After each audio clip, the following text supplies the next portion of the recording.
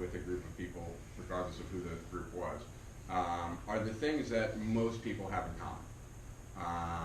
That we all walk around kind of like as insecure little kids, and but try to hide that well.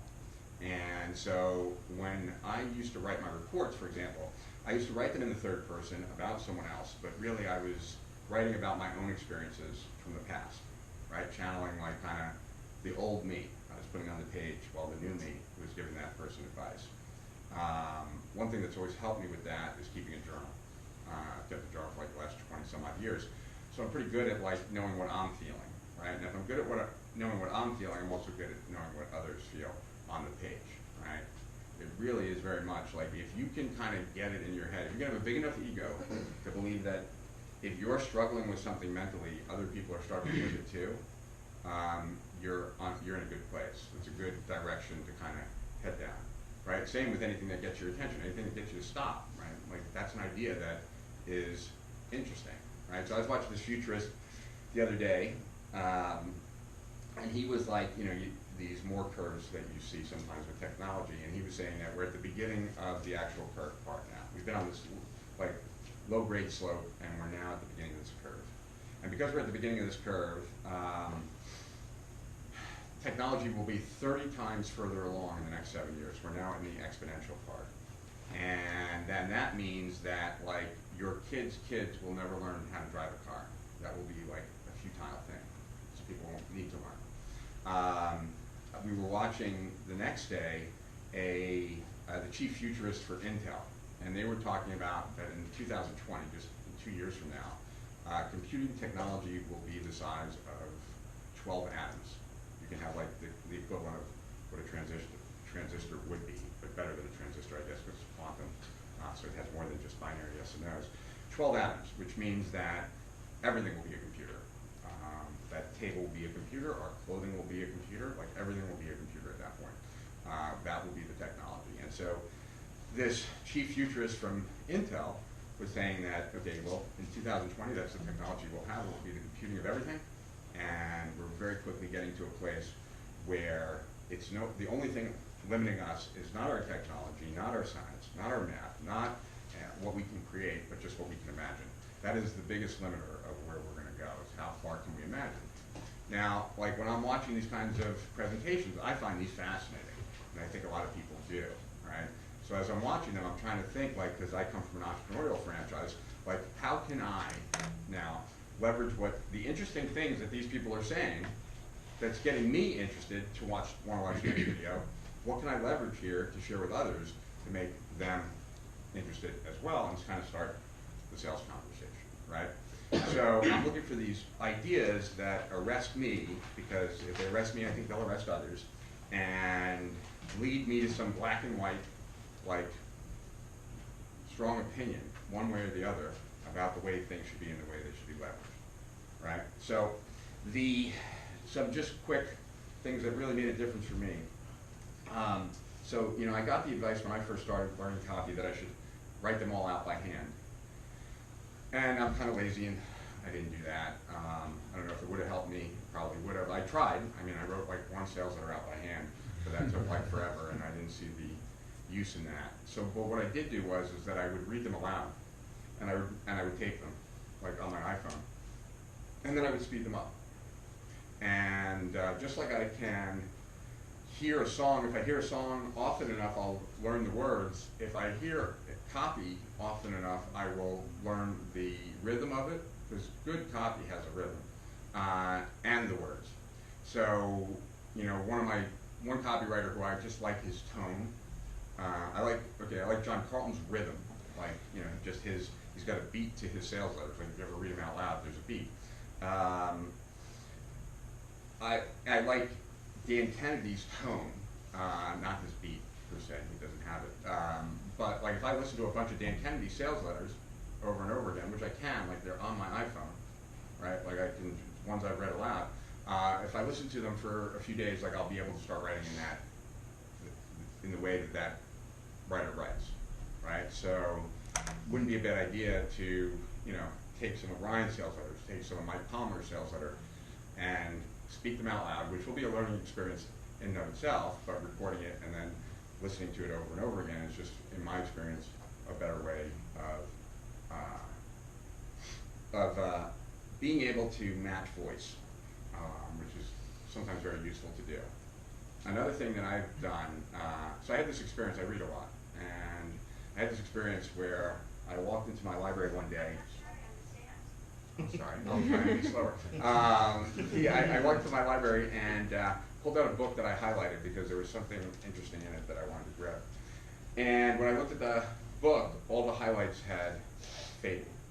And I freaked out because, like, I've been reading books for a really long time. I've been highlighting books for even as long, and the idea that what I highlighted was going to be faded, so that at some point I'd have to read the book again to find what I had highlighted, freaked me out. So I bought a guillotine and chopped all the books so that they could all be scanned in, so that the highlights could be saved, so that then I could have someone actually take what I highlighted and put that into a new document for me.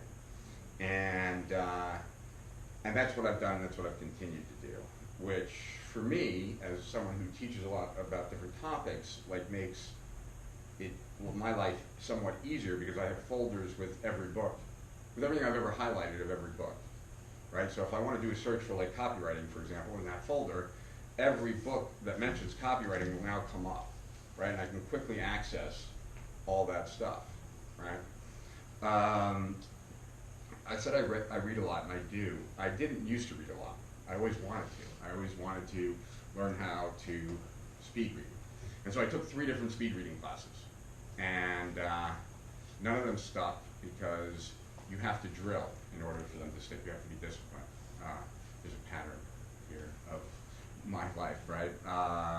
You have to be disciplined, and I wasn't disciplined, so I didn't get the benefit of it until the iPad came out. Because when the iPad came out, it came out with software that would do the pacing that you needed to do by hand, like skimming pages with your finger to get your hand to move fast, to get your eyes able to move fast enough. That would be automatic with an iPad for certain programs. So I downloaded this one program called Quick Reader, which is a really good program, that I started reading at like 300 words a minute, 400 words a minute, but over time, what? 5 minutes? Okay, cool. Over time, it got faster and faster and faster, because you can tell it to go a little bit faster, a little bit faster, a little bit faster.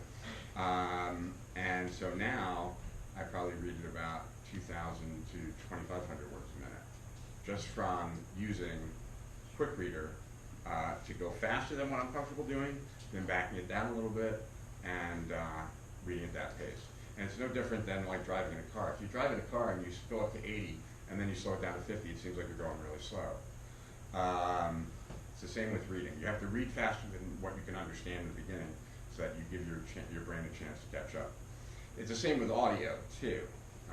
You can listen to it a lot faster than what you believe you can, but what will help you get there is to listen even faster than that, and then slow it back down. So I use this one piece of software, also on my iPad, but I'm sure they have it for every kind of tablet and laptop out there, is Voice Dream.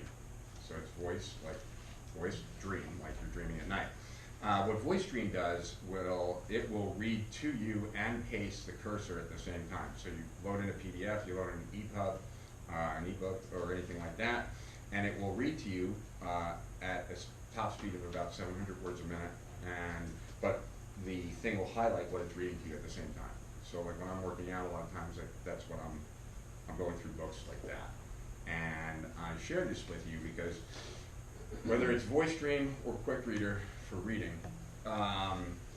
your ability to handle more input will obviously give you a wider range of ideas to pull from, and you pulling the best idea that you can will make a very big difference in the amount that you make.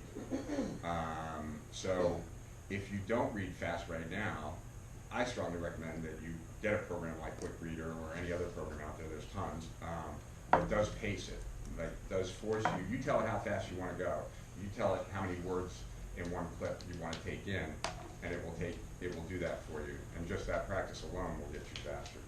I would also do that with audio, right? With podcasts, I think with the normal podcast player, I think you can go up to 200%. Some probably you can go up a little. I use Outcast for podcasts, and you can go up to like 400 or 500% with Outcast. Free app to listen to, and the idea would be is to listen, push it to a speed that's faster than you can comprehend, to try and like understand it for a minute or two, then back it down a little bit to what you can understand. And you'll notice in a very quick period of time that you'll be able to process a lot more, a lot faster. And it's the same with video too. You can do that. Hopefully you guys know that you can do that in YouTube already.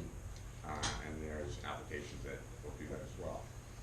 For me, and it might be an ADD thing, like I need it sped up in order to pay full attention. It has to be moving fast enough to keep me fully occupied, or my head starts to kind of wander. I think that probably more than anything else, it is the amount that I've inputted that has given me the biggest advantage and has allowed me to be as successful as I've been.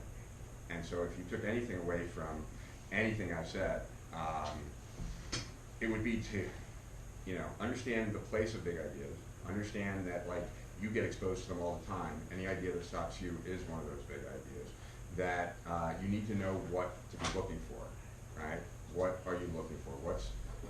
What is it that you're looking for? And if you know one side of the equation, like, the newsletter or the back end or whatever, you know that part, like what it is I'm going to be promoting, then you at least have some general idea of what type of ideas I'm looking for, right? And then it's about massive amounts of input, and it's about figuring out for you, where can you go where you'll find those kinds of ideas that for you would be interesting? You,